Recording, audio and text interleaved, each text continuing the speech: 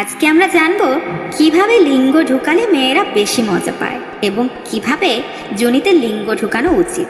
দর্শক, স্ত্রীর মধ্যে লিঙ্গ ঢুকানোর বিষয়টা শুনতে খারাপ শোনালেও বিষয়টি ছেলে মেয়ে উভয়ের জন্যই জানাটা খুব জরুরি। আমাদের দেশে যৌন শিক্ষার ভালো সুযোগ না থাকার কারণে এবং স্কুল কলেজে যৌন শিক্ষার কোনো ব্যবস্থা না থাকার কারণে দেখা যায় ছেলেমেয়েরা যখন প্রাপ্তবয়স্ক হয় তখন তারা বিভিন্ন প্রকারের খারাপ ভিডিও দেখে যৌনতা সম্পর্কে নানা রকম ভুল শিক্ষা পায়। তারা আসলে ওইসব খারাপ ভিডিওতে যেভাবে দেখে সেভাবে যৌনতাকে বুঝতে শুরু করে।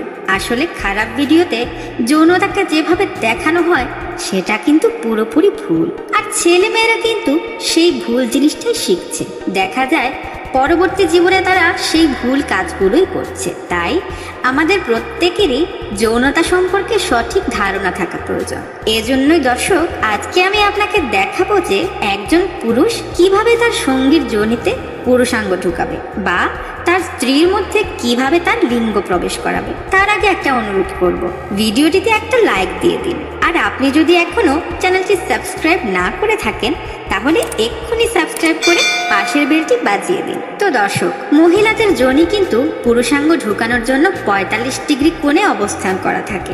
একইভাবে একজন পুরুষের লিঙ্গ যখন উত্তেজিত হয় তখন তার লিঙ্গ কিন্তু 45 ডিগ্রি কোণে অবস্থান করে থাকে। অর্থাৎ মহিলাদের যোনিও 45 ডিগ্রি কোণে থাকে এবং পুরুষদের লিঙ্গ উত্তেজনার সময় 45 ডিগ্রি কোণে অবস্থান করে থাকে। প্রিয় দর্শক, আপনারা লক্ষ্য করবেন আপনাদের পুরুষাঙ্গ যখন পুরোপুরি শক্ত হয়ে যাবে তখন দেখবেন আপনাদের পুরুষাঙ্গ একেবারে সোজা কিন্তু থাকবে না, বরং একটু বাঁকানো থাকবে বা 45 ডিগ্রি কোণে অবস্থান করবে। তবে মাঝে মাঝে একটু আঁকা বাঁকা হতে পারে।